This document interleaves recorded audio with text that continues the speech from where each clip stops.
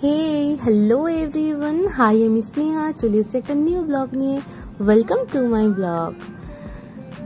আমরা বছরের কোনো না কোনো টাইমে প্রত্যেকবারই একবার করে পুরী বেড়াতে যাই। আগের বছর আমরা দোলের সময় গেছিলাম আর গিয়ে ওখানে সবাই মিলে খুব এনজয় করেছিলাম। তাই মনে মনে ঠিক করেছিলাম এবারও যেন দোলে আমরা পুরী ঘুরে আসতে পারি। আর যেরকম ভাবনা সেই রকম কাজ। ঝটপট টিকিট কেটে ফেললাম, আর কোথাও টিকিট না থাকায় এই সবার প্রথম আমরা বন্দে ভারতে সবাই মিলে ট্রাভেল করলাম। আর ওখানে বেশ ভালো মন্দ খেতে দিয়েছিল। খেতে খেতে সুন্দর সুন্দর সিনারি দেখতে দেখতে খুব মজাভাবেই আমাদের সেই 6 ঘন্টা কেটে গেল। ট্রেনটা সামান্য লেট, প্রায় 1টা বেজে গেল।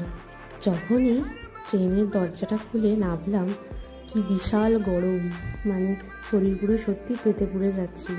কিন্তু যখনই সমুদ্রের সামনে গেলাম আর এই ছাতা ওপরে রাখা সেই নিচের চেয়ারগুলো, সত্যিকারের মনটাই অন্যরকম হয়ে গেল। আর পুরীর মেন অ্যাট্রাকশান জগন্নাথ দেবের এই মন্দির। প্রভু জগন্নাথকে দর্শন করে সব ক্লান্তি দূর করলাম। পরের দিন সবাই মিলে খুব স্নান করলাম সমুদ্রে। কখন 2.5 ঘন্টা কেটে গেল বুঝতেই পারলাম না। এত স্নান করলাম যে তারপরে বসে বসে যখন একটু চিরোচ্ছিলাম তখন এই মিষ্টিগুলোর দেখা পেলাম। আর পুরীতে যাব এই মিষ্টিগুলো ট্রাই করব না তা তো কখনো হতেই পারে না। ছানার কেক, তার সাথে আরও এইসব মিষ্টিগুলো খুব ভালো লাগলো। মোহনভোগ, যেগুলো একের পর এক ট্রাই করলাম বসে বসে। আর যখনই বালিতে পা দিচ্ছিলাম পা পুরো তেতে পড়ে যাচ্ছিল। আর পুরীতে যাব সানসেট দেখবো না, চলে গেলাম বিকেলবেলা সানসেট দেখতে। আর তার সাথে সন্ধেবেলা মার্কেটে ঘোরাঘুরি করলাম। ঘুরতে ভাল লাগে, কিনি না কিনি, বাচ্চারাই তো কিনবে। এতবার পুরী যাই তাই আর কিছু নতুন করে কেনার নেই।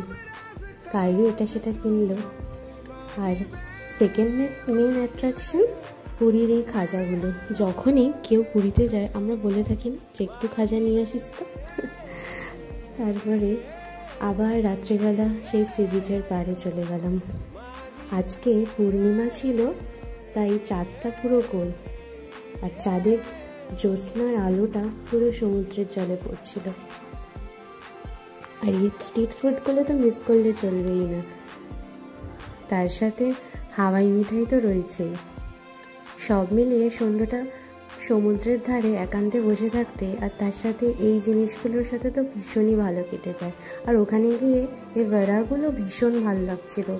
আমরা তো সকাল সন্ধ্যা বড়া খাচ্ছিলাম, ভীষণ ট্রাই করে খুব ভালো লাগছিল। তারপরে চলে গেলাম একটু পা ভেজাতে। রাতের জলে সমুদ্রের তীরে একটু পা ভেজালাম, নিজেদের একান্তে সময় দেওয়া। পরের দিন আমরা মন্দির দর্শন তো করলাম, তার সাথে পুজোও দিলাম। জগন্নাথ দেবকে সামনে থেকে দেখলাম। তারপরের দিন যতবারই পুরী আসি নন্দনকানন, ধবলগিরি, খণ্ডগিরি, কোনারক প্রত্যেকবারই যাই। কিন্তু একটা জায়গা যেটা কিনা আমার কি বলবো মনের খুব কাছের, আর ভীষণ ভাল লাগে আমার ওখানকার হিস্ট্রি শুনতে প্রত্যেকবারই। তাই যতই গরম যতই রোদ যাই থাকুক না কেন সবাইকে রাজি করে একবার কোনারক সূর্য মন্দিরে যাবই। সেই মতোই চলে গেছিলাম কোনারক সূর্য মন্দিরে। ওখানকার হিস্ট্রি আমাকে ভীষণ টানে, খুব আপ্লুত হই আমি। আমায় খুব সন্ধে সেখান থেকে ফিরে সত্যি কথা বলতে প্রত্যেকবারই মনে হয় জগন্নাথ দেবকে একবার দর্শন না করলে রাস্তাটাও হয়তো এই বছরটাই একটা ওখানে যে বীজটা আছে মনে হয় বছরে ভীষণ একটা করে ফেললাম না, জগন্নাথ দেবকে একবার দর্শন করলাম না। আর সমুদ্রের পাড়ে ওই ঢেউয়ের দিকে তাকিয়ে ঢেউয়ের শব্দ, ঢেউয়ের আওয়াজ, ঢেউয়ের আবেগ নিজের জীবনের সাথে কেমন যেন একটা ওতপ্রোতভাবে জড়িয়ে রয়েছে। মনে হয় তাহলে ওখানে তাকিয়ে ঘন্টার পর দৃশ্যটাই অন্য কাটিয়ে দেওয়া যায়। কেউ টাকার নেই, কেউ সোনার নেই, কেউ বোঝার নেই, নিজের মতো করে থাকো, নিজের মতো করে সুন্দর। সবটাকে জীবন রঙিন, জীবন অনেক সুন্দর। আর সেই সুন্দর তাহলে জীবনকে ভালো রাখার দায়িত্বটাও তো আমাদের। সবসময় ভালো, সবাইকে খুব ভালো থেকো। জয় জগন্নাথ।